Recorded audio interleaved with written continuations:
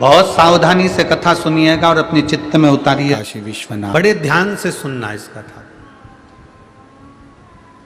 कि एक मस्तक पर त्रिपुंड लगा हुआ, भस्म लगा हुआ, शंकर जी के चढ़े हुए जल का मात्र मस्तक पर त्रिपुंड धारण कर लेना, शंकर जी पे चढ़े हुए जल को मात्र अपने शरीर पर छींट लेना, शंकर जी पे चढ़े हुए जरा से निर्माल्य को अपने शरीर से छुआ लेना, शंकर जी पे चढ़े हुए भस्म को अपने सिर पर मस्तिष्क पर धारण कर लेना, और उस निर्माल्य की क्या पूंजी है, उस निर्माल्य का फल है।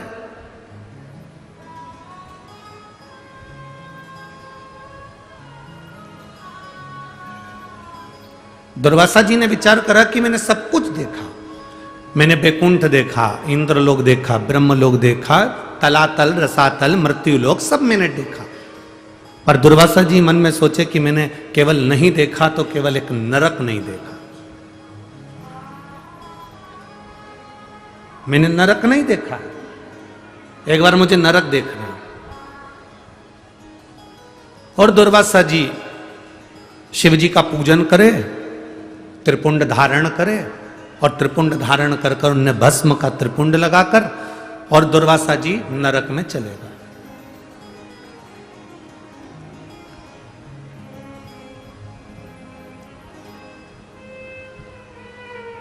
जैसे ही दुर्वासा जी नरक में पहुंचे, यमराज हाथ जोड़कर दुर्वासा जी का साधुवाद कर रहे हैं। प्रभु आप आए हैं, वेलकम टू नरक, आपका स्वागत है नरक के अंदर, नरक में आपका स्वागत, आओ पधारो, नरक में आइए। आप स्वर्ग में जाएंगे तो भी स्वर्ग में आपका स्वागत होगा, आप इंद्रलोक जाएंगे तो इंद्रलोक में स्वागत होगा, आप जहां जाते हैं। पृथ्वी पर आपका जन्म होता है, आप पैदा होते हो तो आपके घर के लोग नगाड़े बजाते हैं, फटाके फोड़ते हैं, आतिशबाजी छोड़ते हैं, लड्डू बंटवाते हैं। तुम जहां जाओगे ना वहां तुम्हारा स्वागत होगा, ये निश्चित है। तुम जहां जाओगे वहां तुम्हारा स्वागत है। मरोगे तो भी तुम्हारा स्वागत है।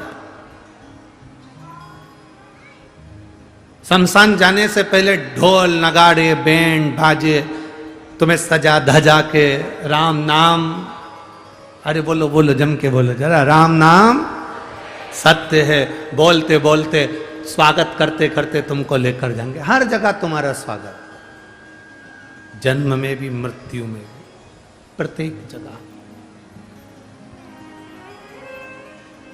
स्वर्ग गए तो वहां स्वागत है, इंद्रलोक गए तो वहां स्वागत है, जहां तुम जा रहे हो वहां तुम्हारा। अब जैसे ही दुर्वासा बाबा नरक में गए तो नरक में जाते से दुर्वासा जी का स्वागत हुआ, वेलकम नरक, आओ ये नरक में आपका दरवाजा खुला है, आइए। दुर्वासा जी ने नरक में जाकर क्या देखा, कुंभीपाक नरक में पहुंचे और उस कुंभीपाक नरक में दुर्वासा जी, एक कुंड बना हुआ था जिस कुंड में पापियों को पटका जाता था। उस कुंड में पापियों को गिराया जाता था, और जिस कुंड में पापी गिरते हैं उस कुंड में दुर्वासा जी ने देखा कि पूरे नरक में लोग त्राही त्राही कर रहे हैं, चिल्ला रहे हैं, चीख रहे हैं, कुंड में भी लोग फंसे हुए हैं। और उसी समय पर दुर्वासा जी ने विचार करा कि इतना विशाल कुंड है नरक के अंदर, इतना विशाल तालाब बना हुआ है नरक के अंदर, चलो मैं इस तालाब में एक बार जरा झांक कर देखूं कि है कौन। और जैसे ही दुर्वासा ऋषि उस नरक में, उस कुंड में नीचे झांके, झांकते से दुर्वासा जी क्या देखते हैं कि उस कुंड में से, नरक के उस कुंड में से एक बैकुंठ जैसा सुंदर एक स्थान प्रकट हो जाता है, और जिसको बैकुंठ कहा जाता है। बड़ा सुंदर बैकुंठ प्रकट हो। अब नरक और नरक के अंदर कुंड, और कुंड में क्या प्रकट हो गया, जम के बोलो जरा, अच्छे आवाज आना चाहिए हमारी तक कि क्या प्रकट हुआ, बैकुंठ प्रकट हुआ। कितना आश्चर्य है, कितना बड़ा आश्चर्य, जरा विचार करिए। नरक, नरक में भी सबसे कठोर नरक कुंभीपाक नरक, और कुंभीपाक नरक में जो कुंड बना है उस कुंड में क्या प्रकट हो गया? वैकुंठ। उसमें वैकुंठ प्रकट हो। दुर्वासा जी के मन में खलबली मच गई, नरक के अंदर वैकुंठ कैसे आ सकता है? ये नरक के अंदर ये वैकुंठ कैसे प्रकट हो सकता है? खलबली मच गई। जैसे ही खलबली मची, सामने थोड़ी दूर पर यमराज आए। यमराज ने आकर हाथ जोड़े दुर्वासा जी के, प्रभु क्या बात है, आज आपका चेहरा बड़ा उदास दिख रहा है, क्या हुआ क्या है? दुर्वासा जी बोलते हैं, मेरे को समझ में नहीं आ रहा है कि मैं नरक घूमने के लिए आया था, नरक में भी कुंभीपाक नरक घूमने आया था। कुंभीपाक नरक में कुंड है, उस कुंड में मैंने दर्शन करा, उस कुंड में मैंने जैसे ही झांका, झांकते से ही मैंने जीवों को चिल्लाते हुए सुना था, उसमें जैसे ही झांका, झांकते से उसमें वैकुंठ प्रकट हो गया। समझ में नहीं आता ये वैकुंठ कहां से आया। यमराज हाथ जोड़कर बोले, प्रभु दुर्वासा जी कुछ नहीं, वैकुंठ कहां से प्रकट हुआ है मैं आपको बताता हूं। आप शंकर जी की पूजन कर कर अपने सिर पर भस्म धारण कर कर आए थे। जब आप कुंड में झांक रहे थे, आपके मस्तक की भस्म उसमें गिर गई थी और उससे वैकुंठ प्रकट हो गया। केवल मस्तक की भस्म, जब आप झांक रहे थे, झांकते समय मस्तक की भस्म उसमें गिर गई थी और वो भस्म गिरने से वैकुंठ प्रकट हो गया। कहां प्रकट हुआ? जम के बोलो जरा। नरक में। नरक में भी कुंभीपाक नरक में, और कुंभीपाक नरक में भी ऐसे कुंड में जिसमें जीवों को तड़पाया जाता था, पटका जाता था, उस कुंड में वैकुंठ प्रकट हो जाता है। शिव महापुराण की कथा कहती है, जब शंकर जी के चढ़ी हुई भस्म सिर पर लगाकर हम जाते हैं और वो भस्म जहां पर भी जाकर थोड़ी सी भी गिरती है तो हम जैसे पापियों का उद्धार करने के लिए वैकुंठ को प्रकट कर देती है। वैकुंठ को प्रकट कर।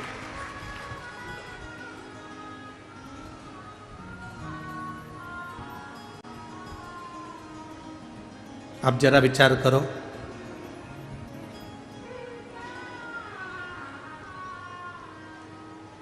कल कोई कह रहा था, गुरुजी, ऐ गुरुजी, आप कहते हो कि जहां शिव पुराण होती है वहां की मिट्टी भी चंदन हो जाती, क्यों नहीं? क्यों नहीं हो सकती?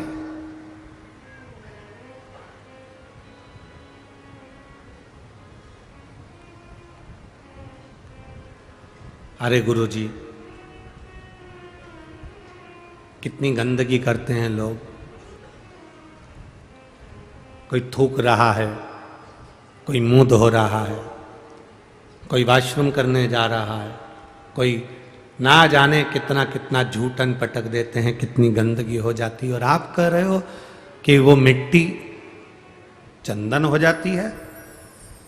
हाँ, ऐसे कैसे हो सकता है? हमने कहा, भाई देख,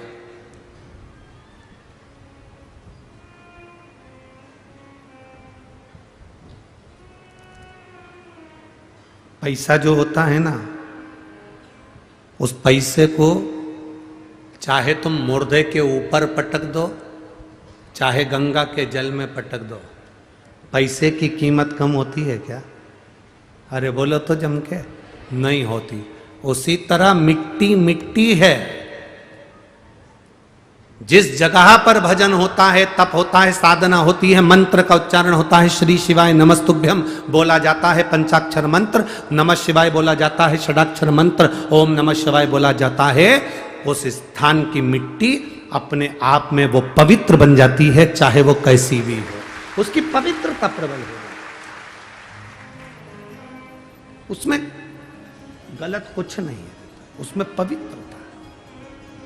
और हम तो यहां तक कहेंगे कि आपने देखा क्या? लोगों को थूकते हुए देखा तो तुमने कह दिया, तुमने गंदगी देखी इसलिए गंदगी दिखी।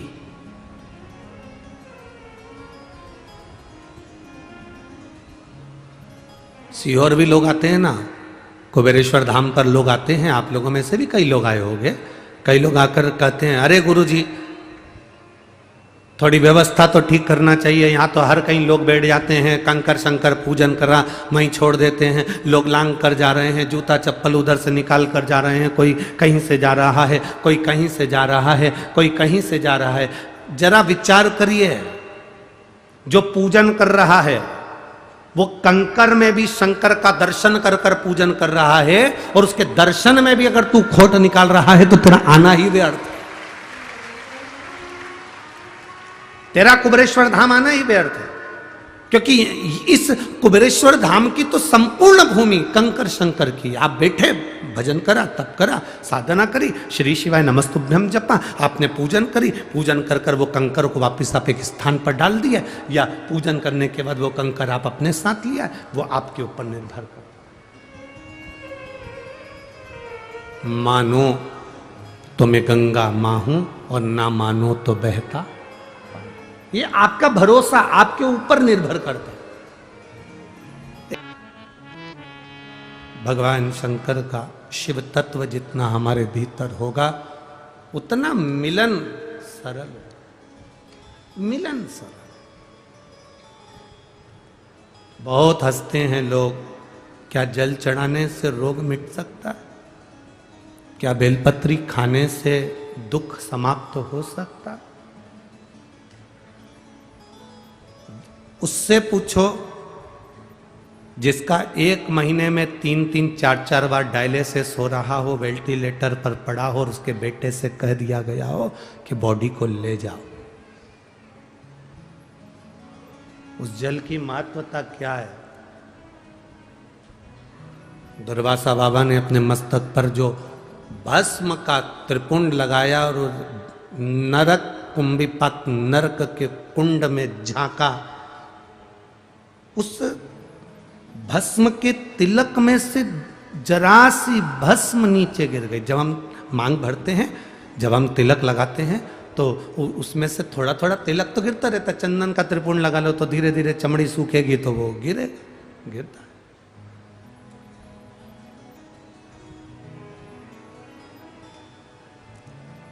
कितना महत्व उसका। वो कुंभिपाक नरक में भी बैकुंठ प्रकट कर देता है। बैकुंठ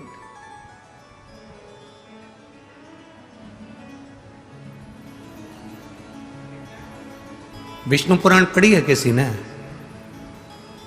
किसी ने अगर विष्णु पुराण पढ़ी हो तो विष्णु पुराण में लिखा है, लक्ष्मी जी नारायण से कहती हैं, प्रभु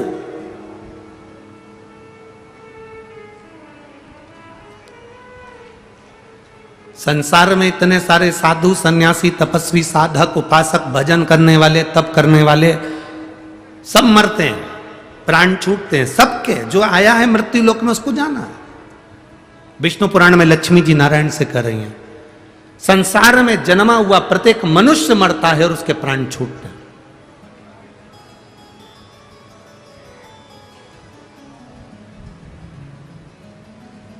पापी भी मरता है, पुण्य वाला भी मरता है। पापी भी मरता है और पुण्य वाला भी मरता है। पर दुनिया में दीपावली तो हर साल मनाई जाती है। लक्ष्मी जी भगवान नारायण से पूछती हैं कि बैकुंठ में दीपावली कब मनाई जाती है? तो नारायण कहते हैं, जब कोई शंकर का भक्त शिव की आराधना करते करते जल चढ़ाने के बाद मेरे पास पहुंचता है, तब बैकुंठ में दिवाली। उसका कारण विष्णु पुराण में लक्ष्मी जी पूछ रही है कि बैकुंठ में दिवाली, एक शंकर का भक्त आता है और बैकुंठ में दीपावली मनती है। आपका भक्त आता है तो क्या दिवाली नहीं मनती? भगवान कहते हैं नहीं। ब्रह्मा जी का कोई भक्त आता है तो दिवाली नहीं मनती? नहीं। पर शंकर का कोई भक्त प्राण छोड़ने के बाद जब आता है तो बैकुंठ में दिवाली मनती है। तो पूछा, ये बैकुंठ में दिवाली शंकर के भक्त के आने से क्यों मनती है? तो भगवान नारायण कहते हैं, शिव का भक्त जब हमारे पास में आता है, उसके शरीर के तरंगों में, उसके शरीर, उसकी आत्मा के रोमावली में, उसके जीव के भीतर उसने इतना शंकर का जल चढ़ाया होता है, इतना शंकर का त्रिपुंड लगाया होता है, शंकर के जल को अपने मस्तक पर चढ़ाया होता है, आज्ञा चक्र पर लगाया होता है, शंकर के जल को उसने पिया हुआ होता है, शंकर के जल को चढ़ा चढ़ाकर उसकी एक एक हृदय की रोमावली में, उसके हृदय के अंदर शिव ऐसा समा जाता है कि वो जीव जब वैकुंठ में आता है तो 33 कोटि देवी देवता उस जीव की आत्मा की तरंग से वैकुंठ का फल प्राप्त कर लेते हैं। इतना आनंद की अनुभूति शिव के भक्त से होती है।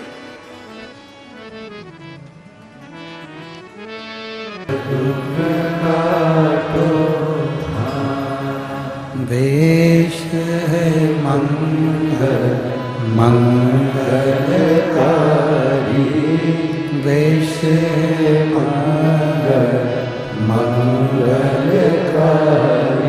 शमशान वासी हमारा, शमशान वासी हमारा, ओ भोला सब दुख काटो हमारा, ओ भोला सब दुख काटो हमारा। शिव कथा कहती है, भगवान शंकर का संवाद कहता है, विचार व्यवहार अच्छा रखिए।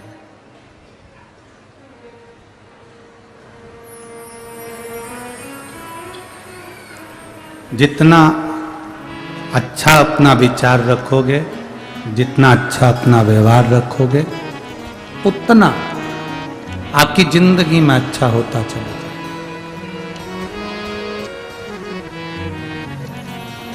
दुर्वासा बाबा के मस्तक का जरा सा त्रिपुंड का भस्म कुंभीपाक नरक के उस कुंड में जाता है और वैकुंठ बना देता है। लोग कितना भी हंसें, अपने मस्तक पर शिवजी पे चढ़े हुए जल का आप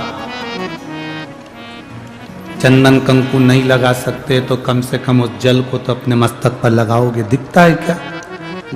लगा लिया, ठीक है।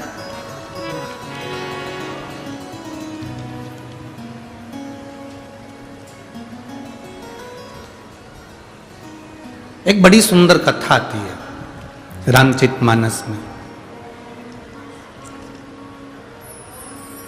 सुग्रीव जी के ससुर, कौन के ससुर? जम के बोलो जरा। सुग्रीव। क्या नाम था उनका? आप कहोगे गुरुजी हमको तो हमारे ससुर का नहीं मालूम, तो सुग्रीव के ससुर की बात कर रहे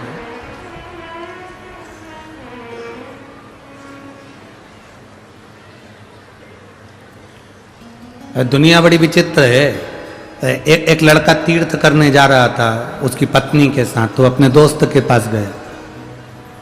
दोस्त से बोला मैं तीर्थ करने जा रहा हूं। बहुत अच्छी बात है, मेरा मन करता है कि मैं सिगरेट, गुटखा, पाउच सब छोड़ दूं। दोस्त और खुश हुआ, इससे बढ़कर और क्या खुशी होगी। छोड़ दे, पर समझ में नहीं आ रहा किसके पास छोड़ूं। मेरे सारे दोस्त बेकार हैं, अगर मैं उनके पास छोड़ के चले गया वही खा पी गए तो। दोस्त ने माथा ठोका। हम समझे थे कि तू जिंदगी भर के लिए छोड़ रहा है, तू तो दोस्त के पास छोड़ के जा रहा। हमें अपना स्मरण नहीं मालूम। बड़ी सुंदर कथा रामचरितमानस में आती है सुग्रीव के ससुर जी की।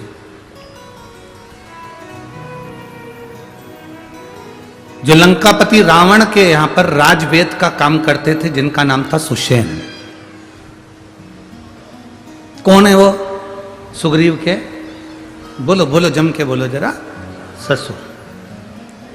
सुग्रीव जी के ससुर जो लंकाधिपति रावण के यहां पर राजवेद का काम करते थे, जिसका नाम था सुषेण वेद। जो सुषेण वेद है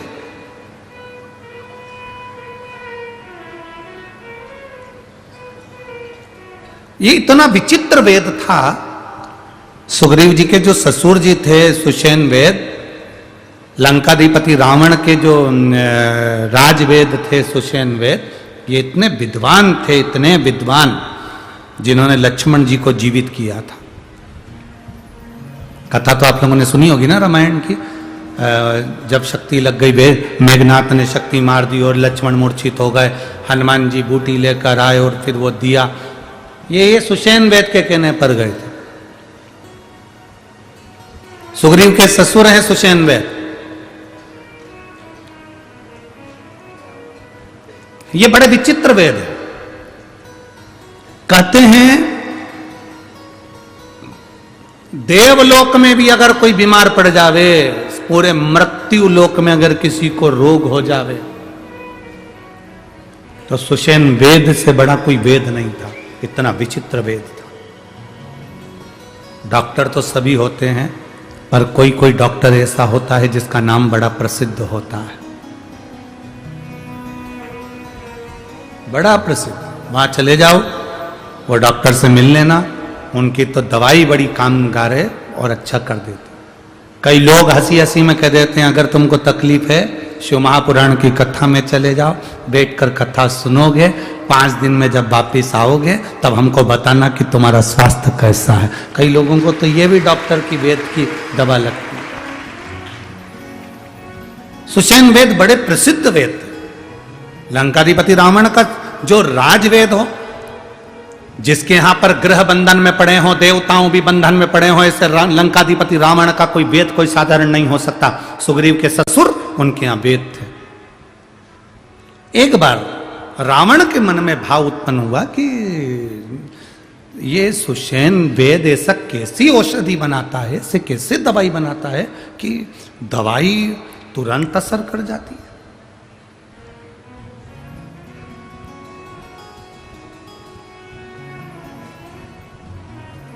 सुषेण वेद के पास में लंकाधिपति रावण गए, और सुषेण वेद के पास में जब लंकाधिपति रावण गए तो सुषेण वेद उस समय पर दवाई घोट रहा था।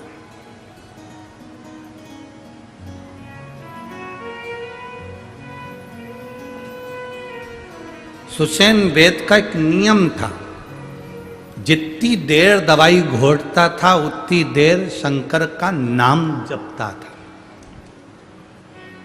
शिव के नाम का उच्चारण करता था, शिव के नाम का स्मरण करता था। यहां तक अगर लंकाधिपति रावण की तुमने संहिता पढ़ी हो, रावण की लंकेश की संहिता का स्मरण करा हो, तो रावण संहिता के अंतर्गत यहां तक लिखा हुआ है कि ये सुषेण वेद शिवजी की आराधना करता था, और इसकी आराधना को देखकर लंकाधिपति रावण शंकर की आराधना में लीन हो गया था। यहां तक वर्णन किया गया कि शिव की आराधना सुषेण वेद कितनी करता था कि उसको देखकर लंकाधिपति रावण शंकर की आराधना में लीन हो गया था। इतना शंकर की आराधना में लीन रहता था सुषेण वेद, इतनी लीनता थी। जब कोई अच्छा व्यक्ति भगवान की ओर बढ़ता है और उसको कोई दूसरा देखता है तो उसके मन में भी शंकर के प्रति भाव जागृत होता है। भाव, ये प्रेरणा है। अगर आज माननीय सांसद महोदय श्री उन्मेष जी पाटिल जी, उनकी धर्मपत्नी श्रीमती संपदा पाटिल जी, अगर आज कथा में आए हैं, बैठे हैं, कथा का क्रम करवा रहे हैं, उनके साथ में उनके साथी लोग भी मिलकर कथा का क्रम करवा रहे हैं, तो ये अपने क्षेत्रवासियों को एक प्रेरणा है कि तुम कितनी भी उन्नति की सीढ़ी पर चढ़ जाना, कितने भी करोड़पति बन जाना, कितने भी वैभवपति बन जाना, कितने भी ऊंचे सिंहासन पर बैठ जाना, पर अपने सनातन धर्म को मत भूल जाना। ये प्रेरणा है। अपने सनातन धर्म को मत छोड़ो, अपने सनातन धर्म को मजबूत करने का प्रयास करो।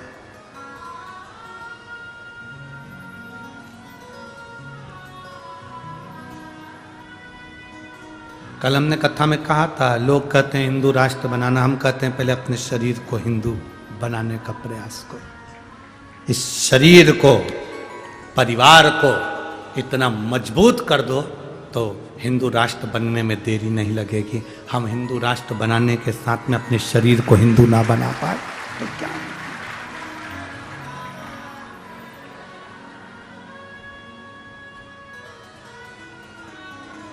अभी हमने भजन लिया, उसमें कहा घर घर में अलख जगाना है, भारत में राम को लाना। हमने ये नहीं कहा कि अवध में राम को लाना। आपका गांव, आपका नगर, आपका शहर, आपका खेड़ा, आपका क्षेत्र, आपकी कॉलोनी, आपकी सोसाइटी, जहां पर आप रहते हो, राम नाम लेते हो, राम का उच्चारण करते हो, राम नाम का गुणगान करते हो, बस समझ लो तुम्हारा वो खेड़ा, तुम्हारा वो गांव, तुम्हारा वो घर, तुम्हारा वो दिल अवध बन गया है, अयोध्या बन गया है। फिर हमें नहीं भटका।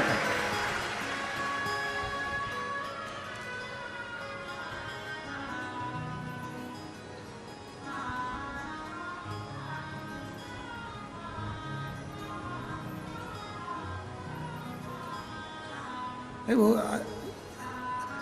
सोशल मीडिया पर लोग बाग कितना कितना कमेंट्स कर रहे हैं कि ऐसा है वैसा है।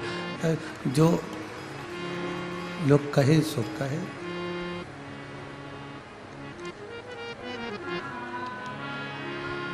बोलने वाले बोलते रहेंगे।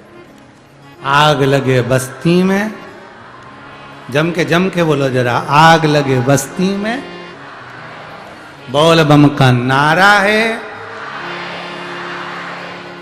इतना विचित्र है, ले दे के लोग उसके पीछे पड़ जाते हैं, मोदी के पीछे।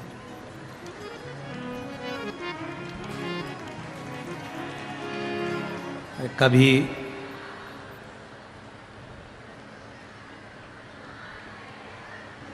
एक प्रसंग याद आता है।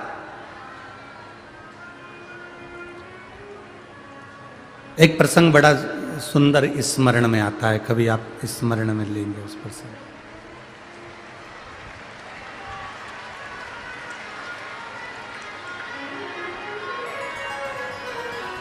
शंभो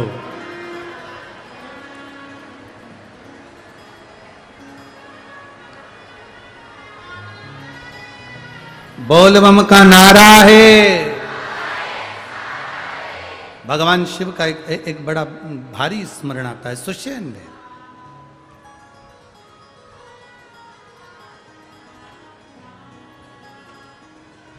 आज कोई कर था, और इससे पहले भी एक कमेंट्स में हमने देखा था कि वो मोदी जी ने थाली बजवा दी, मोदी जी ने वो ताली बजवा दी, मोदी जी ने ये बजवा दिया, मोदी जी ने वो बजवा दिया। अब आप लोग अगर विद्वान होंगे तो आप लोगों को समझ में आएगा, आप लोगों ने अगर पढ़ा होगा, स्मरण करा होगा। 2019 में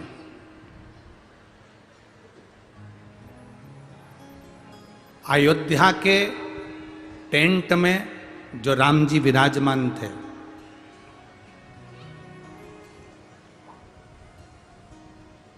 उनको हटाने का, उस मूर्ति को दूसरे मंदिर में ले जाकर रखना, क्योंकि वहां पर राम मंदिर का निर्माण होना। उस मूर्ति को ले जाने का तारीख आ गई और वो तारीख निकली 2020 में, गुड़ी पड़वा का दिन, चैत्र का महीना, 25 तारीख 2020। अब किसी ने कहा गुरुजी व मोदी जी ताली बजवा दी है, थाली बजवा दी है, घंटी बजवा दी है, हारन बजवा दी है। क्यों बजवाए? कभी आप अंदाजा लगाएंगे? तारीख आ गई नजदीक में, 25 तारीख को टेंट में से राम जी की मूर्ति को ले जाकर मंदिर में रखना है। अब ये विचार करा गया कि भगवान राम की मूर्ति इतने सालों के बाद वहां से हटेगी। लोग बाग जरा सा 4 कदम चलते हैं तो तोप बजती है, दूल्हा चलता है तो नगाड़े बजते हैं, और भगवान ऐसे ही चले जाएंगे। ऐसे अब कोरोना काल चल रहा था 2020 में, कोरोना भी बहुत तीव्र। योगी जी मोदी जी से कहे कि मन नहीं कर रहा कि राम जी को कैसे ले जाएं, कोई जुलूस नहीं, कोई आतिशबाजी नहीं, कोई बैंड बाजा नहीं, और कोरोना अलग चल रहा है। तो मोदी जी बोले तुम चिंता मत करो, तुम 25 तारीख के पहले नी ताली और नगाड़े बजवा दिए तो हमारा नाम भी ना। 25 तारीख 2020 में राम जी टेंट में से निकलकर मंदिर में जा रहे थे और 22 तारीख को नगाड़े पूरे भारत में बज रहे थे। जो धर्मी थे वो भी और जो धर्मी थे वो भी बजा रहे थे कि भगवान अब ऐसे बैंड नहीं बजा सकते क्योंकि कोरोना था, ऐसे जुलूस नहीं निकाल सकते क्योंकि कोरोना था, तो कम से कम ऐसे लोगों से दीप जलवा दिए, ताली बजवा दी, नगाड़े बजवा दिए, ताली बजवा दी, पूरा नगर, पूरा भारत उत्सव मना रहा था और मेरे राम टेंट में से निकल कर जा रहे। अब फिर वही क्रम, घर घर में अलग मेरे राम को, भीतर एक उज्जवल भाव प्रकट करिए अपने भीतर। हम ये नहीं कहते कि तुम अवध जाओ, हम तुमसे ये कहते हैं तुम इतना राम का भजन कर लो कि राम को तुम्हारे पास में आना पड़ जाए। शबरी के दरवाजे पर राम आए थे, सुग्रीव के पास में राम आए थे, मातंग बाबा के पास राम आए थे, संत ऋषि निषाद सबके पास राम पहुंचे थे। राम साधारण नहीं, हर एक के पास पहुंचते हैं। भजन का बल बढ़ाइए, भक्ति का बल बढ़ाओ, भजन का बल बढ़ाओ, कीर्तन का बल बढ़ाओ। आप शिव महापुराण की कथा तक पहुंचे हो तो शंकर आपके दरवाजे तक जरूर पहुंचेगा। सुषेण वेद की कथा कहती है, सुषेण वेद सुग्रीव के ससुर हैं, सुग्रीव जी के ससुर सुषेण वेद शंकर के इतने बड़े उपासक हैं कि शिव के बिना एक मिनट नहीं रहते। औषधि बना रहे हैं तो शंकर का नाम ले रहे हैं, भजन कर रहे हैं शंकर का, दवाई सुखा रहे हैं तो शिव का नाम ले रहे हैं। शिव की भक्ति में डूबो।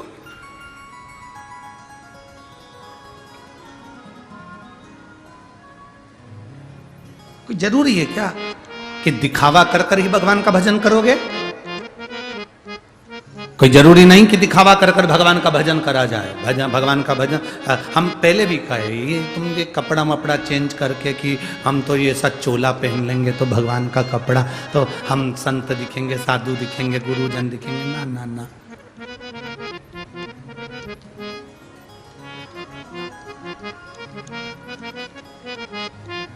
सुंदर दिखने के लिए कितनी मेहनत करते हो सब लोग। बोलो बोलो, ईमानदारी की बात बोलो रीजी जी।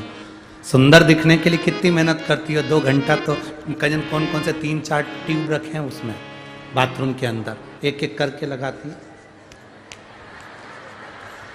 फिर पानी से धोती, फिर कोई दूसरा ट्यूब ले आई। वो तो एक बार हमें कहीं ठहराया था और ना जाने किसका कमरा था, उस कमरे में बहुत सारे ट्यूब रखे थे, साबुन नहीं था तो हमने निकाल के उससे धोया से तो मालूम पड़ा। तो पहला ट्यूब तो ऐसा था कि बिल्कुल एकदम चिकना चिकना था, उससे धो लिया। दूसरा ट्यूब ऐसा था कि उसमें ना जाने क्या क्या दर आ रहा था, कचरे जैसा अंदर ऐसा दर आ रहा था, मालूम पड़े पूरा चेहरा ही उससे छिल गया। और फिर तीसरा ट्यूब ऐसा था कि उसको धो तो वो छूटे ही नहीं, पानी ही नहीं पकड़े, पानी नहीं धो के थूका।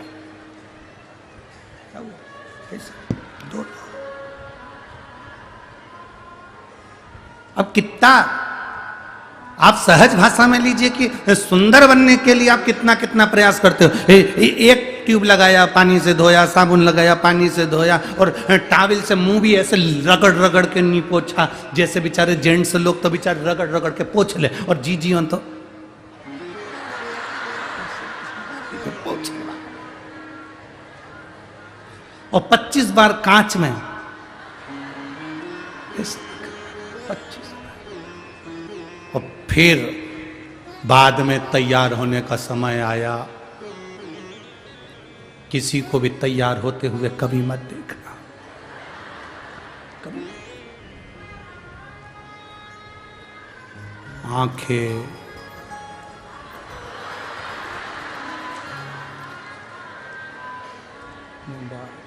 पेंसिल, फिर उससे लाइन, फिर डब्बा, फिर इधर से नीली, फिर मालूम पड़े ज्यादा लग गई तो झूठा मूठा सब कर कुरा के तैयार हो के अब कितनी कितनी मेहनत, जरा विचार करो, सुंदर बनने के लिए इतनी मेहनत कर रहे हो तो निवेदन है उस सुंदर परमात्मा को पाने के लिए वे थोड़ी सी मेहनत करो जिससे परमात्मा तुम्हें, थोड़ी सी मेहनत, बस थोड़ी सी मेहनत करोगे शिव तुम्हारे।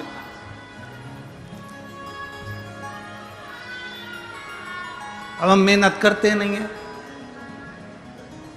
रत्ती भर भी हमसे मेहनत होती नहीं है। सुंदर बनने के लिए जितनी मेहनत करी उसमें से एक अंश निकाल लो और उतना अंश भी परमात्मा को दिया तो बहुत है। सुग्रीव के ससुर सुषेण वेद शिव जी के भक्त दवाई बनाए शिव का नाम, काम करे शिव का नाम, हर पल शिव का नाम, हर क्षण शिव का नाम।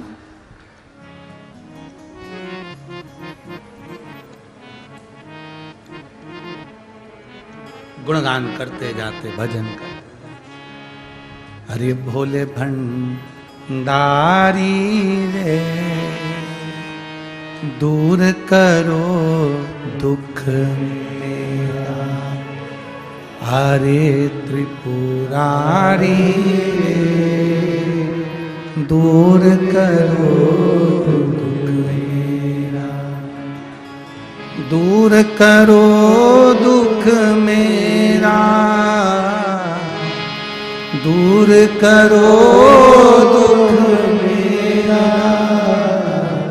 हरे त्रिपुरारी रे दूर करो दुख मेरा, भोले भंडारी रे दूर करो दुख मेरा। एक बार आप भी इस लाइन को प्रेम से बोलो, भोले भंडारी रे दूर करो दुख मेरा, हरे त्रिपुरारी रे दूर करो दुख मेरा, दूर करो दुख मेरा, दूर करो दुख मेरा, हरे भंडारी रे दूर करो दुख मेरा, कुबेर भंडारी रे दूर करो दुख मेरा, भोले भंडारी रे दूर करो दुख मेरा। सुषेण दवाई, सुग्रीव जी के ससुर दवाई का निर्माण।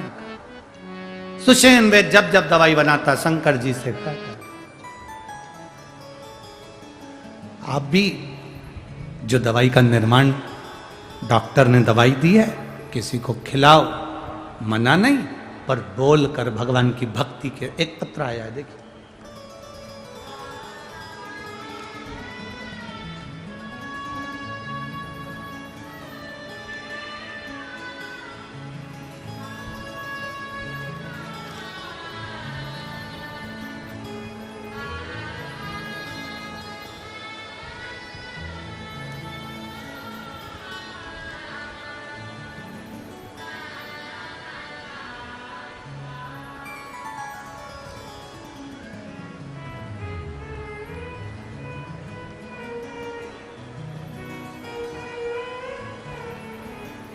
मेरा नाम सुनीता अशोक राजपूत। मेरे दो बेटे हैं गुरुदेव, दर्शन अशोक राजपूत और धीरज अशोक राजपूत। कहीं बैठे हैं क्या? हाथ हिला सकती हैं। मेरा नाम सुनीता अशोक राजपूत। कहीं बैठी हो तो हाथ हिला सकती है। अच्छा उधर है, हाथ हिला दे। श्री शिवाय नमस्ते। मैं अपने फोटो लगा रही हूँ गुरुदेव। मेरे पाँव में, शरीर में पूरे में छाले पड़ जाते थे, 5 साल से मुझे ऐसी बीमारी थी जिस बीमारी के कारण मैं बड़ी दुखी थी, जिसका फोटो आप लोग एलईडी पर, टीवी पर, आस्था चैनल पर देख रहे हैं। एक ऐसी बीमारी थी जिस बीमारी में मुझे चर्म का रोग था, मेरा शरीर पूरा बेकार हो जाता था, शरीर में फपोले पड़ जाते थे, उससे पानी बहता रहता था और पानी से दूसरा पानी के कारण शरीर में रोग हो जाता था।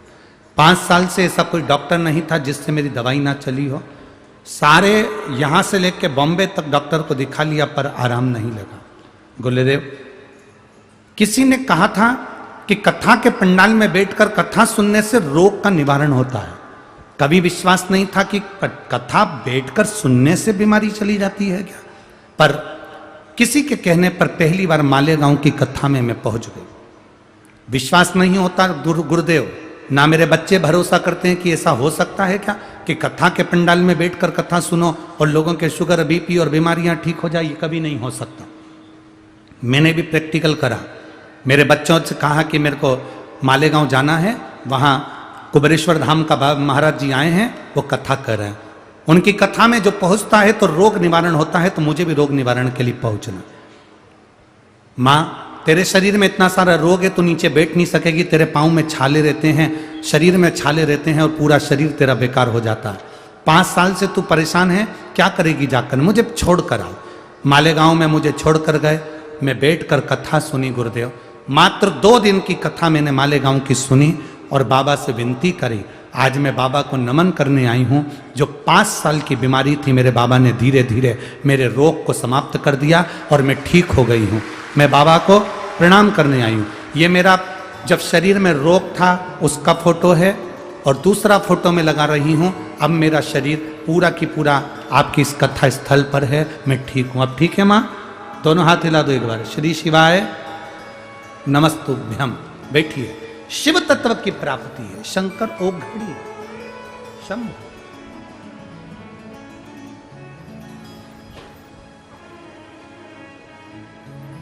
उसकी अविरल भक्ति हमें मिलती है। सुषेण वेद क्या करते थे? सुषेण वेद का एक काम था, भोले भंडारी रे दूर करो दुख मेरा। जब आपको लगे कि हाँ शरीर का रोग ठीक नहीं हो रहा, तो सीहोर कुबेरेश्वर बाबा को याद करो और कुबेरेश्वर महादेव को याद कर कर, उसका नाम है कुबेरेश्वर महादेव, कुबेर भंडारी।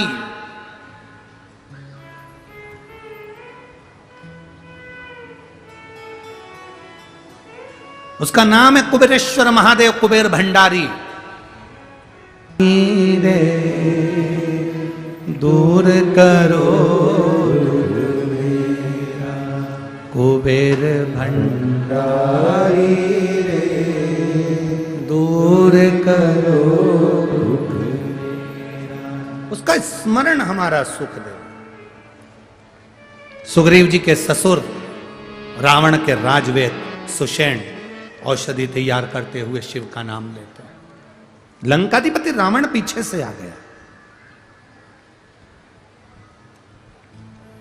और लंकाधिपति रावण ने खड़े होकर देखा तो क्या देख रहे हैं सुषेण वेद को कि वो तो औषधि तो बना रहा है पर उसका शुद्ध नहीं है औषधि बनाने में, उसका ध्यान नहीं है औषधि बनाने।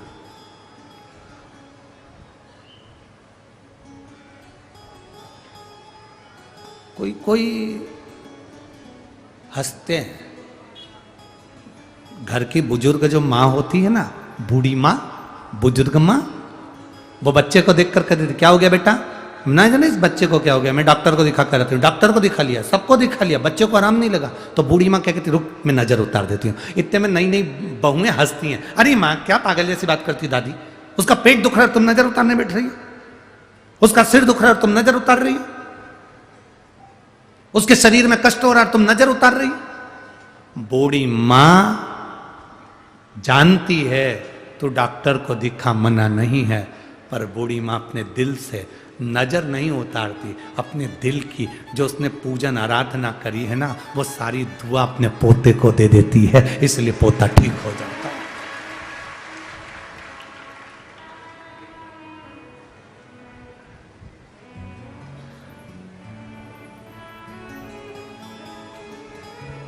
वो पोता ठीक हो जाता है। बूढ़ी मां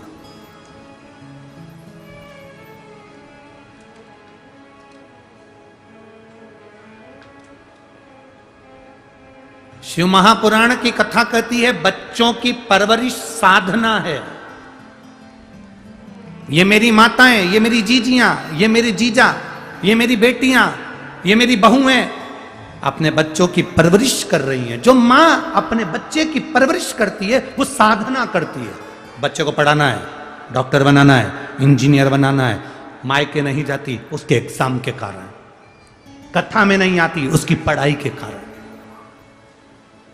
कथा हो रही है अपने नगर में, नहीं जा पा रही क्योंकि उसके एग्जाम है, उसको पढ़ाना है, उसको देखना है, वो स्कूल से आएगा।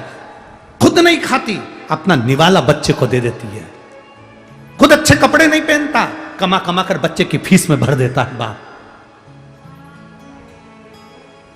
बच्चों को परवरिश करना, बच्चों को पालना, ये साधना है, ये साधना है। बच्चों की परवरिश तुम्हारी साधना है, तुम्हारी साधना। बच्चों की परवरिश तुम्हारी साधना है, पर बच्चों से निवेदन है माता पिता की सेवा तुम्हारी आराधना है।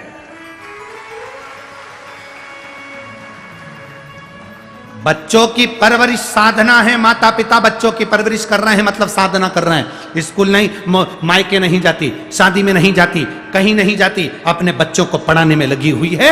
अपने बच्चे के लिए बाप कमा कमा कर लाते जाता है, ये उसकी साधना है। पर बच्चों का नियम है कि बच्चे अपने माता पिता की सेवा करें, तो भगवान से भी बड़ी आराधना माता पिता की सेवा है, परमात्मा से। ये आराधना है हमारी।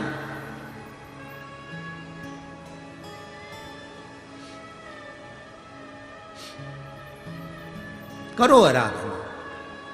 साधना और आराधना दोनों होना चाहिए। बच्चों को पढ़ाओ, खूब विद्वान बनाओ, खूब विद्वान। एक पत्र है, उस पत्र में लिखा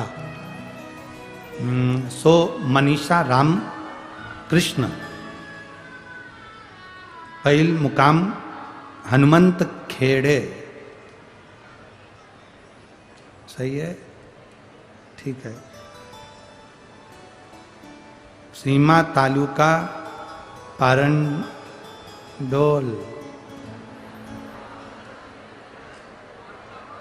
है। चल तुम लोग समझ जाओ बाबा। हो गड़बड़ हो जाए तो भी समझ जाना। हो जिला जलगांव। कहीं बैठे हो तो हाथ हिलाइएगा। आप ही आए, हिला दो एक बार। श्री शिवाय नमस्तुभ्यं। बधाई आपको बहुत बहुत है। मेरा लड़का राज हर दिन शिव जी के मंदिर जाता है गुरुदेव। उसको मंदिर जाने की ललक आपने उत्पन्न कर दी, वो शंकर जी के मंदिर जाने लगा। 5 उपवास मैंने खुद भी पशुपतिनाथ के करे, बेलपत्र भी चढ़ाया। मेरे बेटे ने आर्मी की भर्ती का एग्जाम दिया पर उसमें उसका नहीं हुआ, हताश हो गया। उसने कहा मां इतने समय से मंदिर जा रहा हूं, कोई फायदा ही नहीं हुआ, कोई लाभ ही नहीं। मैंने अपने बच्चे से कहा कि लाभ के लिए या फायदे के लिए शिव मंदिर नहीं जाइए। सियोर वाला महाराज कहता है मंदिर जाते रहो, वो एक ना एक दिन कृपा जरूर करेगा। मेरे बेटे ने फिर सरकारी नौकरी के लिए अप्लाई करा। मेरा बेटा बहुत हताश हो चुका था, पर मेरे बच्चे ने फिर अप्लाई करा और बाबा की कृपा से आज मेरा बच्चा गवर्नमेंट में बीएमसी की नौकरी में लग गया। मैं बाबा को यहाँ दंडवत प्रणाम करने के लिए आई हूँ। बधाई आपको। श्री शिवाय नमस्तुभ्यं। बैठिए। शिव तत्व है ओ घड़ी। बच्चों की परवरिश साधना है, पर बच्चों से निवेदन है अपने माता पिता की सेवा आराधना। अपने माता पिता की सेवा जरूर करो। और मेरा जीजियों से निवेदन है, मेरे जीजाओं से निवेदन है, कोई पुरुष ये ना सोचे कि मेरी पत्नी मंदिर जाती है तो उसका पुण्य मुझे मिल जाएगा, मेरी पत्नी मंदिर जाती है तो उसके खाते का पुण्य मुझे मिल जाएगा। तुम्हारा समोसा तुमको ही खाना है।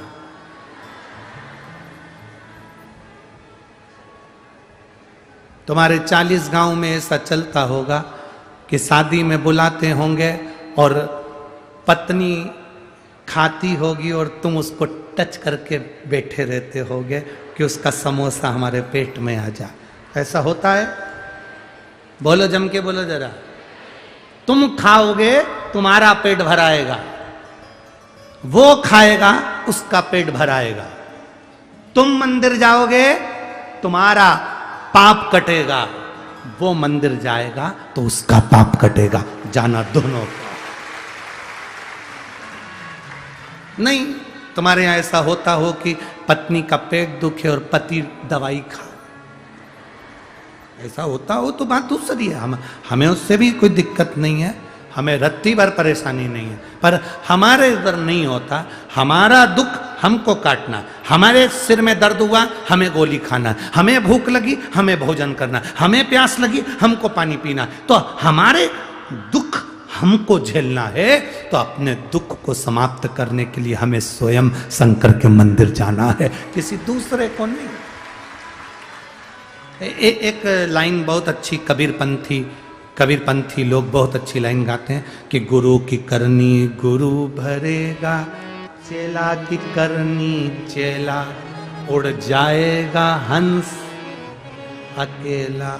गुरु की करनी गुरु भरने वाला है, चेले की करनी चेला भरेगा। पत्नी अपने कर्म को भोगेगी, पति अपने कर्म को भोगेगा, बच्चे अपने कर्म को भोगेंगे। दुनिया में जो जन्म लेता है उसको अपना कर्म भोगना ही पड़ता है। इसीलिए हम बार बार कहते हैं मत बुरे कर्म कर बंदे वरना पछताएगा, भगवान की आंखों से बच नहीं पाएगा, तू बच नहीं पाएगा। इसलिए सावधान हो जाओ, तेरा क्या होगा रे कालिया।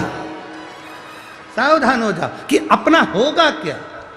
हम इंतजार कर रहे हैं, मेरी पत्नी मंदिर जा रही है मुझे पुण्य मिलेगा, मेरी पत्नी ने पशुपति व्रत करे मुझे पुण्य मिलेगा। कोई कह रहा था गुरुजी पशुपति व्रत क्या स्त्री करती है, नारी करती है, केवल लेडीज कर सकती है? शिव महापुराण में लिखा पशुपति व्रत बच्चा बूढ़ा जवान स्त्री पुरुष सौभाग्यवती बिना सौभाग्यवती कुंवारी कैसी भी हो, कोई पुरुष हो कोई स्त्री हो, सब पशुपति व्रत कर सकते हैं। दुनिया में ऐसा कोई नहीं जो नहीं कर सकता। पशुपति व्रत सबके लिए है, बस दिल से करना, दिल से।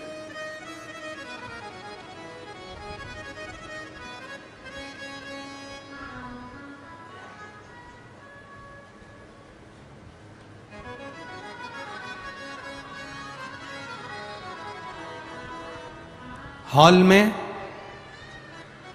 घर के हॉल में, घर के आंगन में आप में से कितने लोग हैं जो 1-2 लाख रुपए रख देते हैं? अरे बोलो तो।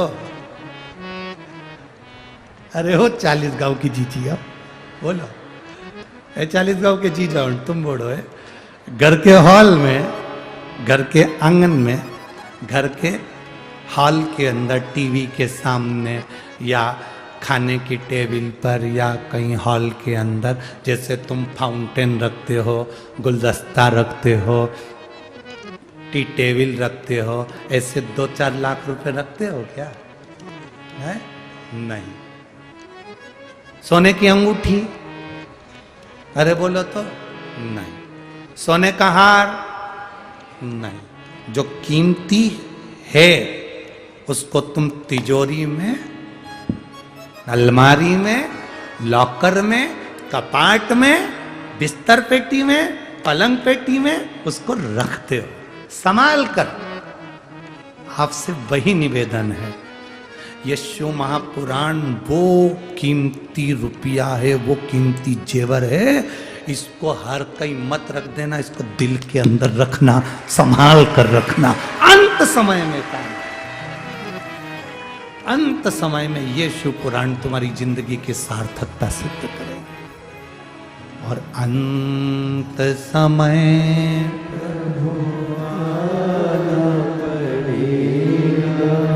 वचन दिया तो निभाना पड़ेगा। आए ना आए प्रभु अंत समय प्रभु और वचन दिया तो अंत समय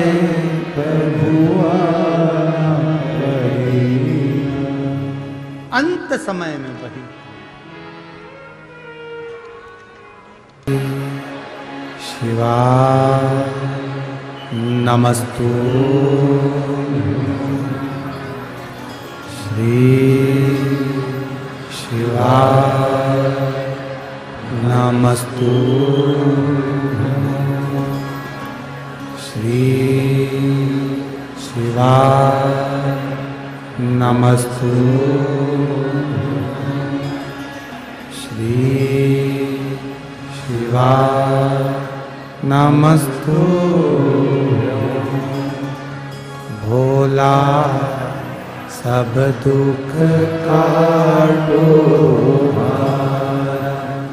ओ भोला सब दुख काटो शिव शंकर जपो तेरी माला भोले बाबा जपो तेरी माला भोला सब दुख काटो ओ सब दुख काटो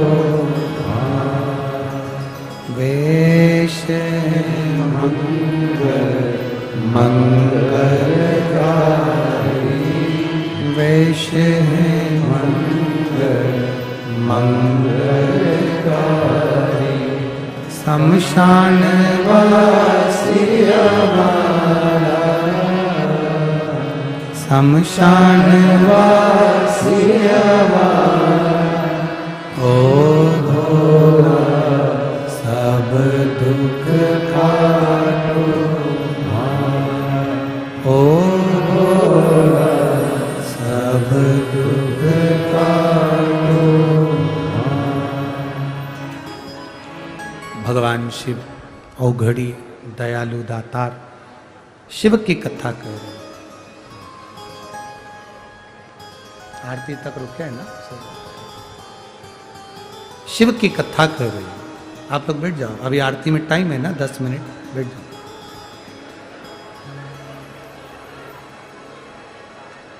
भगवान देवादिदेव महादेव का चरित्र का सुषेण वेद सुग्रीव जी के ससुर जो बनाते हैं वो शिव का नाम लेकर बनाते।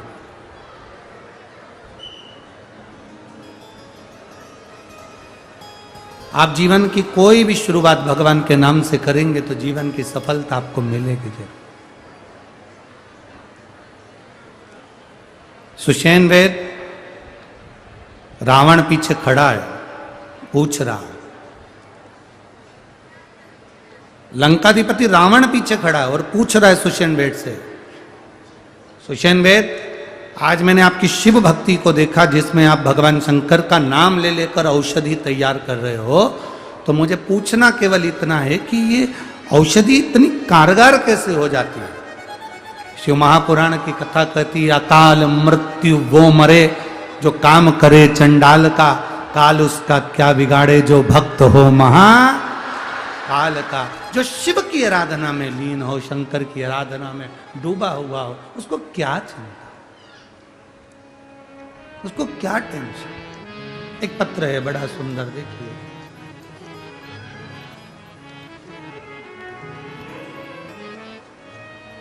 मेरा नाम विद्या अनिल चौधरी है।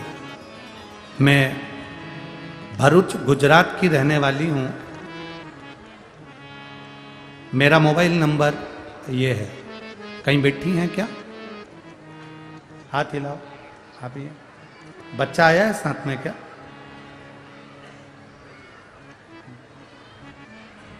ले आओ इसको, धीरे धीरे लाओ, ले आओ। मेरा नाम विद्या अनिल चौधरी है, मैं भरूच गुजरात की रहने वाली हूँ बाबा। मेरा मोबाइल नंबर ये है, मेरा लड़का है सोहम, हम घर पे उसे कृष्णा कहते हैं। 40 गांव में मेरे मामा गांव है, मेरे मामा के घर में मैं आई हूँ। हम बहुत भाग्यशाली हैं कि हमें आपकी कथा 40 गांव में सुनने का मौका मिला। मेरी शादी को 14 साल हो चुके हैं। मेरा बेटा 12 साल का है। मेरा बेटा 12 साल का होने के बाद भी वो चल नहीं सकता, बैठ नहीं सकता, खुद खाना नहीं खा सकता, बोल नहीं पाता था, आँखों में देखने में तकलीफ आती थी, सुनने में दिक्कत आती थी। मेरा बच्चा खुद कपड़े नहीं पहन सकता था, खुद भोजन नहीं कर सकता था और पलंग पर से उठ नहीं पाता था। एक जगह पर पड़ा रहता था, न बैठता था न चलता था। बाबा, गुजरात से लेकर महाराष्ट्र का ऐसा कोई हॉस्पिटल नहीं, दिल्ली से लेकर मुंबई तक का ऐसा कोई हॉस्पिटल नहीं जिसकी हमने जांच ना कराई, इलाज ना कराया। डॉक्टर के हिसाब से ये बच्चा ऐसा ही रहने वाला था, इसमें कोई सुधार नहीं था। हमारी पड़ोसन रोज शिव जी के मंदिर जाती है, उसके कहने पर हमने शंकर जी को जल चढ़ाना प्रारंभ करा।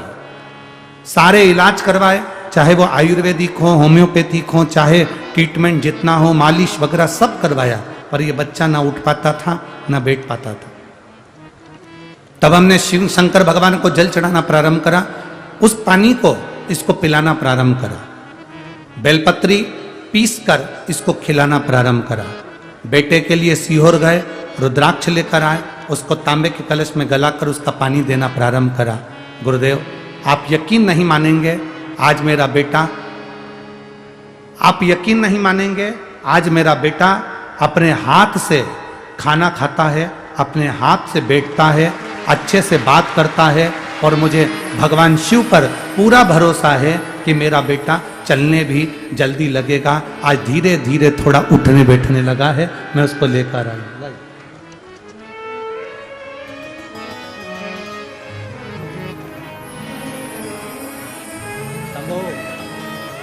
कैसे हो? अच्छा, श्री शिवाय, अच्छे से बोलो। श्री नमस्ते, श्री बोली इसकी आ गई है, देखने की शक्ति भी लाई। इधर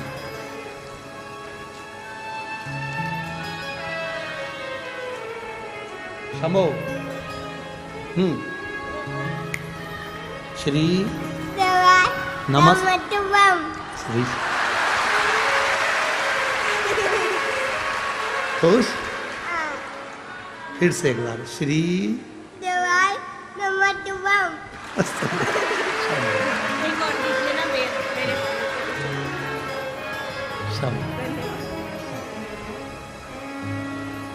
खाली ना जाता कोई दर से तुम्हारे, खाली न जाता कोई दर से तुम्हारे, मैं भी खड़ा हूँ बार अपने हृदय से लगा लो, गिरा जा रहा उठा लो, भोले अपने दर से अब तो न टालो, गिरा जा उठा।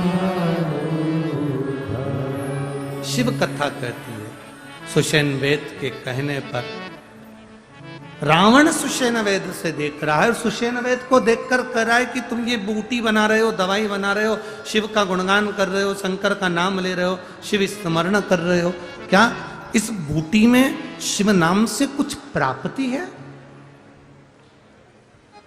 क्यों नहीं? एक दवा भी अगर आप डॉक्टर की खाते हैं, शंकर का नाम लेकर खाइए। जांच कराओ, डॉक्टर को जरूर दिखाओ, हम पहले भी अपनी कथा में बोल चुके हैं, डॉक्टर शंकर का एक रूप होता है और उससे इलाज जरूर करवाना चाहिए। आपके शरीर में कष्ट है, वो जांच का बोलता है, जांच कराओ, वो दवाई देता है, आप दवाई खाओ, पर दवाई के साथ में शिव पर भरोसा भी करो, शिव पर विश्वास भी करो, उसका फल मिलता जो मिलेगा जो। शिव महापुराण की कथा में स्वयं रावण सुषेण वेद से कहते, आज मेरा दिल खुश हो गया, मन खुश हो गया, बताओ तुम्हें क्या दूं। रावण जैसे ही बोला तो सुषेण वेद ने कहा, मुझे कुछ नहीं चाहिए, बस इतना भोलेनाथ जी से कह देना आपकी वो सुनते हैं, जिनको आप लंका में ला रहे थे शिव जी को, वो नहीं आ सके, उनसे इतना कहना, एक बार वो शंकर मेरे दरवाजे पर आकर मुझे ले जाकर परम भगवान श्री हरि से, नारायण से मेरा मिलन करवा दें, इससे ज्यादा मुझे कुछ नहीं चाहिए। और हुआ जो रावण से कहा गया था कि भोलेनाथ से कहना कि मुझे लेकर जाओ और नारायण का दर्शन कराए। भगवान शंकर के अंश अवतार 11वें अवतार श्री हनुमान जी महाराज शिव का एक अवतार है। जब लक्ष्मण को शक्ति लगी, मूर्छित होकर गिरे, विभीषण ने कहा कि बुलाओ वेद जी को, और वो वेद कोई दूसरा नहीं था, सुषेण वेद को लेकर आए, मकान के समेत, घर के समेत उठा लाए और राम जी के पास ले जाकर खड़ा कर दिया। नारायण और शिव का दर्शन सुषेण वेद ने करा। ऐसे सुग्रीव के ससुर सुषेण वेद थे, जो भगवान शंकर की आराधना में लगे रहते। समय आया, माता पार्वती जी के तन के उपटन से श्री गणेश जी महाराज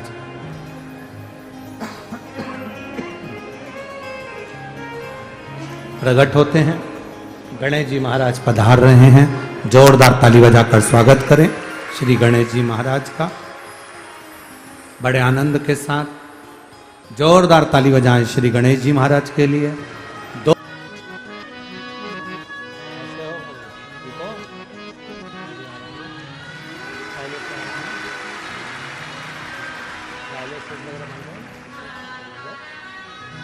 डायलिसिस पूरा बंद हो गया। अरे रो नहीं, खुश हो, तो बाबा ने अच्छा करा ना, अब रोते नहीं है, अच्छा खुश खुश रहना चाहिए। डायलिसिस बंद हो गया ना, बस ठीक।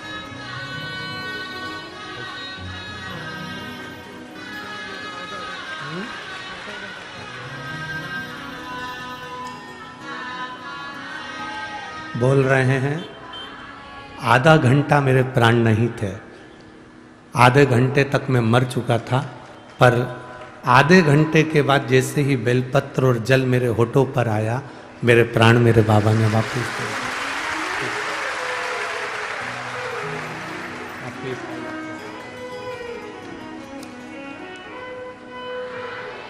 स्वस्थ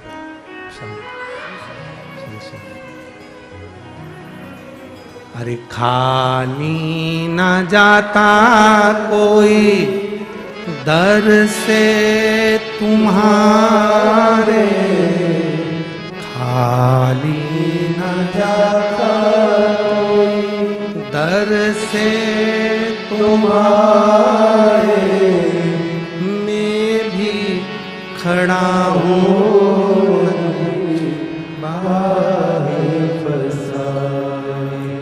अपने हृदय से लगा लो, गिरा जा रहा उठा लो, भोले अपने दर से अब तो न टालो, गिरा जा रहा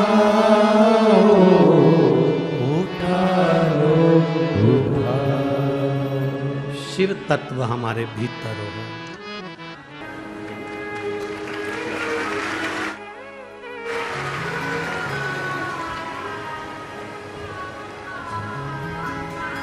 शरीर यदि मानव का है और मानव का शरीर प्राप्त करने के बाद भी राम नाम, कृष्ण नाम, शिव नाम हम नहीं ले पाए तो हमारा जीवन व्यर्थ। शिव महापुराण की कथा कहती है विचार और व्यवहार।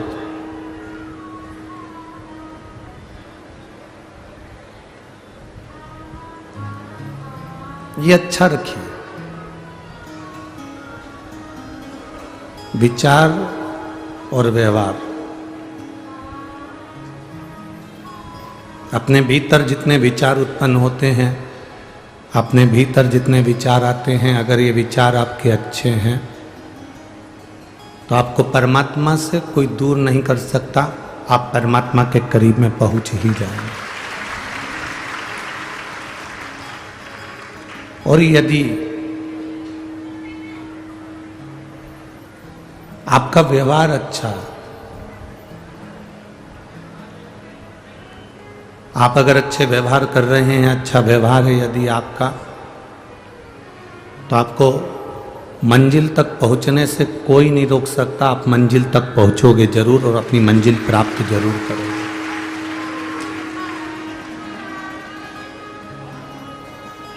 शिव महापुराण की कथा कहती है दो चीजें अगर हमारी अच्छी है तो हमें दुनिया में कोई नहीं हरा सकता।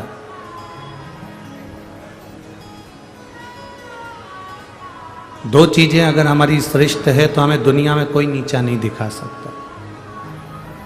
एक हमारा विचार, एक हमारा व्यवहार। एक विचार और एक व्यवहार, ये दो चीजें श्रेष्ठ हो।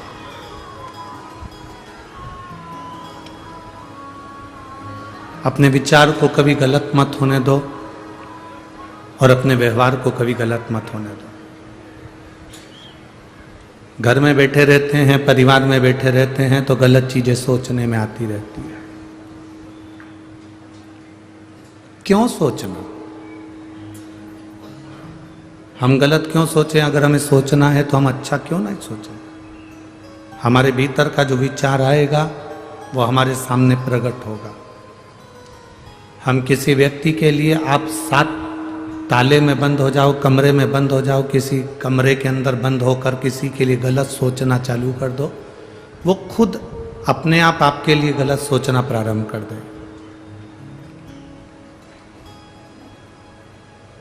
आप अगर किसी के लिए गलत सोच रहे हो तो वो व्यक्ति आपके लिए गलत सोचेगा, ये पक्का है।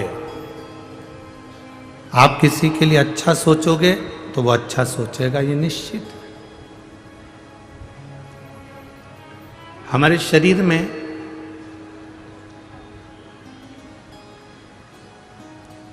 तीन स्थान ऐसे हैं जिससे हम परमात्मा को पुकारते हैं।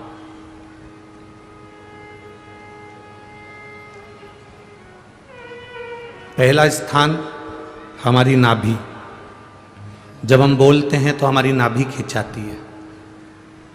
एक बार बोल कर देखो, हर हर महादेव। आप जितना तेज भगवान को पुकारोगे आपकी नाभि उतनी तेज खिंचाएगी। आपकी जो डूठी है, नाभि है, टुंडी है, उतनी तेज खिंचाएगी। अब यहाँ नाभि को क्या कहते हैं हमें नहीं मालूम, पर पेट पर जो नाभि होती है, डूठी होती है, वो खिंचाएगी।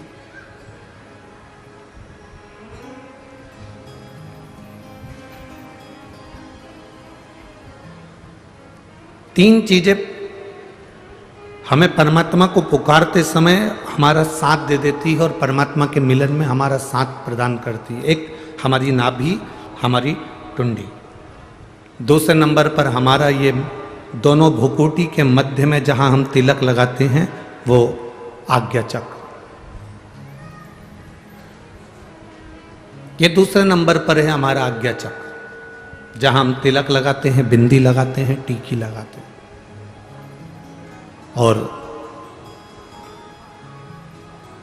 तीसरे नंबर पर है जहां हमारी शिखा है, चोटी है, शास्त्राचक्र। ये तीसरे नंबर।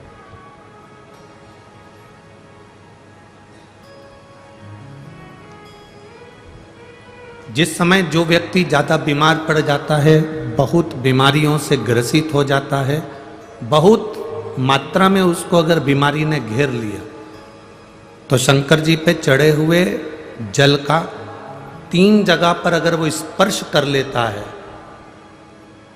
तो उस व्यक्ति को 15 दिन के अंदर दवाइयां काम करने लगती हैं और वो आराम लगना प्रारंभ हो ही जाता है। कितना भी बीमार व्यक्ति, डॉक्टर कह रहा है इसका अगर 8 दिन के अंदर फीवर नहीं उतरा, 8 दिन के अंदर इसको आराम नहीं लगा, तो फिर इसको भर्ती करना पड़ेगा। 10 दिन के अंदर इसको आराम नहीं लगा तो फिर इसको हॉस्पिटल भेजना पड़ेगा। 15 दिन के अंदर अगर इसको आराम नहीं लगा तो हमको ये करना पड़ेगा। 3 जगह पर शिव जी के चढ़े हुए जल का स्पर्श कराओ। शंकर जी पे चढ़े हुए जल को लेकर आओ कटोरी में, लोटे में, उसका स्पर्श हमारी नाभि पर हो, उसका स्पर्श हमारे जहाँ हम तिलक लगाते हैं उस जगह पर 3 उंगली से उसका स्पर्श, ब्रह्मा विष्णु महेश हमारे आज्ञा चक्र पर उसका स्पर्श हो, और उसी जल का स्पर्श हमारे मस्तक पर। आप 4 से 5 दिन लगातार भगवान शंकर पे चढ़े हुए जल का स्पर्श 3 जगह पर करते रहेंगे तो व्यक्ति कितनी भी बीमारी से घिरा हो उसको 15 दिन के अंदर उठकर खड़े होना ही पड़ता है।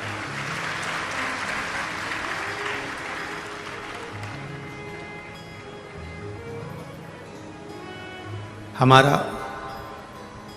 ये जो तिलक लगाने की जगह है ये हमारा आज्ञा चक्र है। ये कोई साधारण सी जगह नहीं है जहां हम तिलक लगाते हैं। जहां मेरी जीजियां मस्तक पर बिंदी लगाती हैं, टीकी लगाती हैं, मेरे भाई लोग मस्तक पर तिलक लगाते हैं, ये जगह कोई साधारण नहीं है। ये भक्त को खींचने वाला, भगवान को खींचने वाला, प्रभु की तेज पुंज को खींचने वाला स्थान है ये हमारा आज्ञा चक्र। एक लड़की मस्तक पर तिलक नहीं लगाए, उसकी शादी हो चुकी है और माथे पर बिंदी ना लगाए, गले में मंगलसूत्र ना पहने, हाथों में चूड़ियां ना पहने, पाँव में बिछुड़ी ना पहने, मांग में सिंदूर ना भरे, और वो स्त्री ऐसे ही घूमे ना, तो कोई भी उसको अपशब्द कह सकता है, कोई भी उसको ताने दे सकता है, कोई भी उसको आड़ा टेढ़ा बोल सकता है। पर अगर वो स्त्री के मस्तक पर बिंदी है, मांग में सिंदूर भरा है, गले में मंगलसूत्र, पाँव में बिछुड़ी, हाथ में चूड़ा है, किसी में इतनी सामर्थ्यता नहीं कि उस पर उंगली उठा दे, क्योंकि उसकी बिंदी में, उसके आज्ञा चक्र में उतना बल होता है, उसके आज्ञा चक्र में इतना बल है, उसके मस्तक पर इतना बल है। चलो और सरल भाषा में समझ लो, तुम ट्रेन में सफर कर रहे हो, आप सबसे निवेदन करेंगे आप ट्रेन में सफर करो और सफर करते करते आपके सिर पर तिलक नहीं लगाओ, कोई कुंकू हल्दी कुछ भी तुम्हारे मस्तक पर तिलक नहीं लगा है, और तुम ट्रेन में जाकर बहुत भीड़ हो रही है और वहां जाकर तुम खड़े हो जाओ, जाने की तैयारी करो, कोई तुमको जगह नहीं देगा। पर यदि तुम्हारे मस्तक पर तिलक लगा है, तुम जो लगाना चाहो, बिंदी लगाओ, नारायण तिलक लगाओ, तुम जिस पंथ के उस पंथ का तिलक लगाओ, चाहे तो त्रिपुंड खींच लो, चाहे तिलक कर लो, और तिलक लगाकर आप ट्रेन में चढ़े तो कोई ना कोई ऐसा बंदा मिल ही जाएगा जो आपको सीट दे देगा या आपको बुलाकर अपने पास में बिठा देगा। ये आज्ञा चक्र है हमारा। जब हम भगवान देवाधिदेव महादेव को, हम तो माताओं से भी कहते हैं, हम पुरुषों से भी कहते हैं, हम बच्चों से भी कहते हैं, हम सबको एक निवेदन हमेशा करते हैं, आज फिर कह रहे हैं। 40 गांव की पवित्र भूमि से हम तो इतना कहना चाहेंगे कि आप अगर शंकर जी के मंदिर में जाते हो, जल लेकर आते हो, आचमन करते हो, तो वहां से जब आओ तब उस भगवान शंकर के चरणों के उस जल को अपनी नाभि स्थल पर, अपने मस्तक पर और अपने सिर के ऊपर उस जल का स्पर्श जरूर करिए, उसका फल मिलेगा।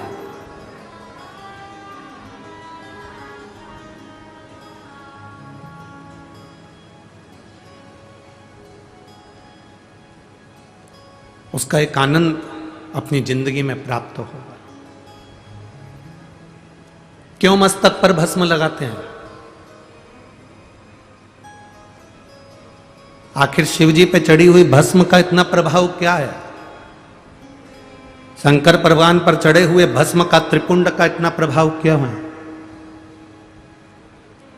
लिंगायत शिव संप्रदाय के अंतर्गत मस्तक पर त्रिपुंड खींचा जाता। यहां अगर कोई लिंगायत शिव संप्रदाय के बैठे होंगे तो उनके स्मरण में होगा। लिंगायत शिव संप्रदाय के अंतर्गत मस्तक पर त्रिपुंड लगाया जाता है। उस त्रिपुंड का भाव क्या है, क्यों, किस लिए? एक कथा बड़ी सुंदर है, आप लोगों ने स्मरण में लिया होगा। दुर्वासा बाबा का जब प्रागट्य हुआ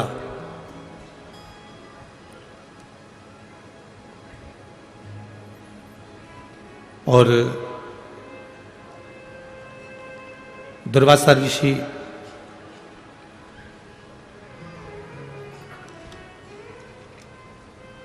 कुछ अवस्था धारण करे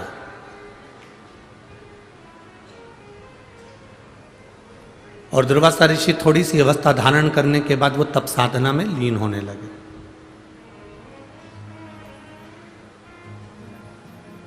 जब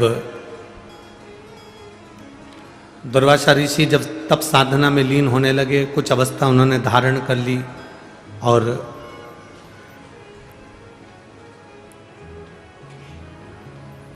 दुर्वासा जी जब एक अवस्था धारण कर कर तप साधना में लीन होते हैं, एक बार उनके मन में आया कि मैंने बैकुंठ बहुत देखा, मैंने ब्रह्मलोक बहुत देखा, मैंने इंद्रलोक बहुत देखा, मृत्युलोक का भी मैं बहुत भ्रमण करा हूं। दुर्वासा जी के मन में एक भाव जागृत हो गया कि मैंने सारे लोक देखे हैं, केवल एक लोक देखना रह गया है, वो है नरक लोक।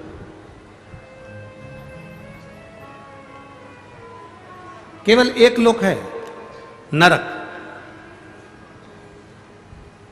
और उस नरक को मैंने नहीं देखा।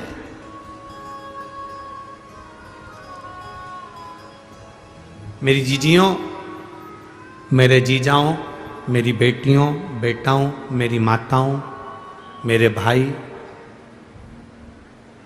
संत साधु गुरुजन सब इस कथा में बैठे हैं और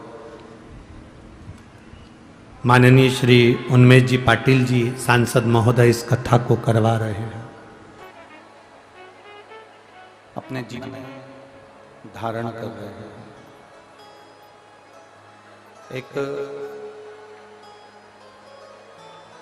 मानव का शरीर, मनुष्य की देह,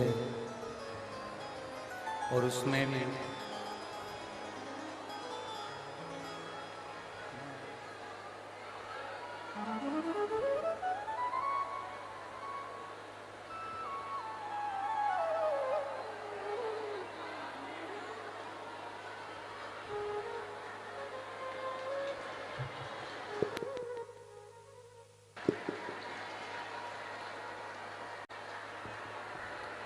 दो मिनट में सेट कर रहे हैं, आप लोग बैठो। शिव कृपा बाबा देवादिदेव महादेव की बनी रहे। शिव तत्व ओगड़दानी त्रिकालदर्शी कैलाशी अविनाशी भगवान शंकर की ये पवित्र भूमि है, तारा बाबा जी की कुटिया, जहां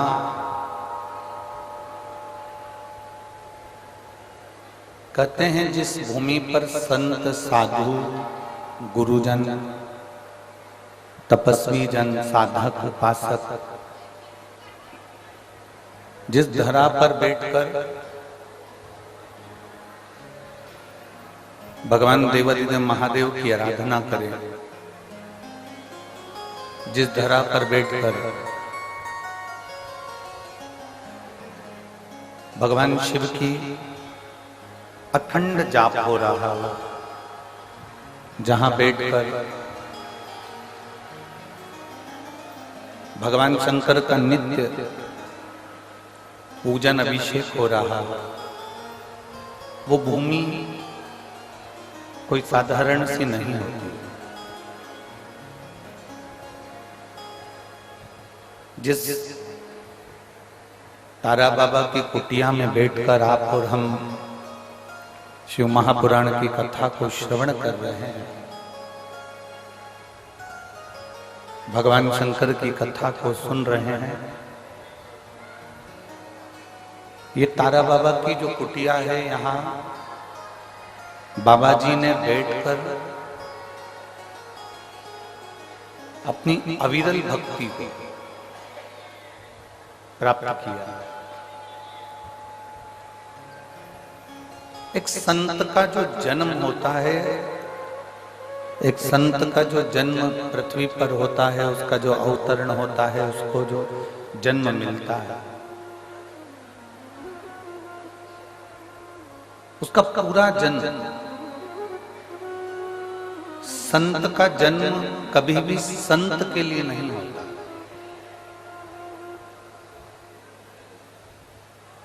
संत का जो जन्म होता है वो परमार्थ के लिए होता है, दूसरे के कल्याण के लिए।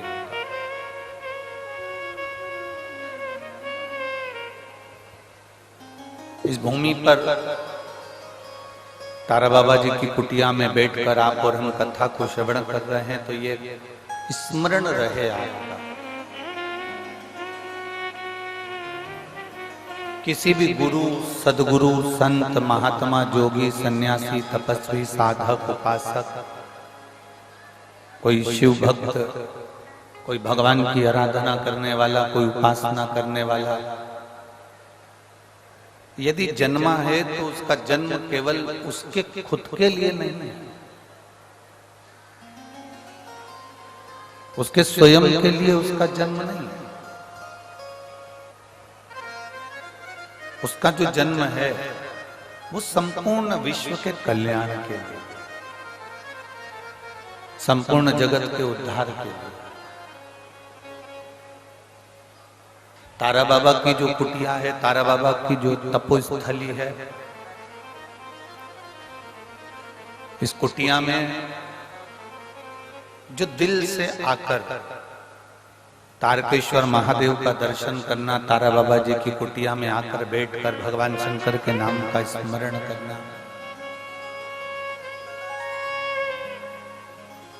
तो कोई संत तो संत है, साधु साधु है, सन्यासी सन्यासी है, तपस्वी तपस्वी है, साधक साधक है, उपासक उपासक है। वो जगत के हित के लिए ही उसका जन्म है। और कितनी बड़ी विचित्र लीला है तारा बाबा जी की, जरा अपने स्मरण में लाएं। शिवरात्रि को जन्म होना, शिवरात्रि को जन्म लेना और शिवरात्रि को जन्म लेकर वापिस प्राण भी छोड़ना, तो शिवरात्रि के दिन ही छोड़ना, ये बहुत बड़ी बात होती है। कहीं शिव का ही एक स्वरूप,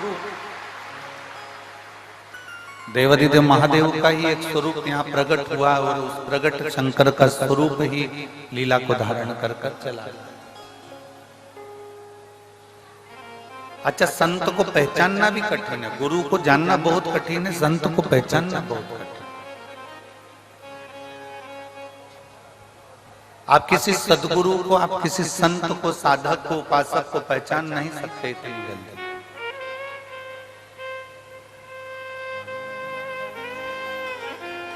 बिहारी बाबा यहाँ रहे, तारा बाबा यहाँ रहे, बिहारी बाबा रहे, तारा बाबा रहे, या जो भी संत यहाँ रहे होंगे, आप इतने सिरसा वाले यहाँ रहते होंगे। कई लोग तो बावरा कह देते हैं, कई लोग कमली कह देते हैं, कई लोग पागल कह देते हैं, कई लोग कह देते हैं कि ये तो हव पड़े रहते होंगे। उसको पहचानना कठिन है।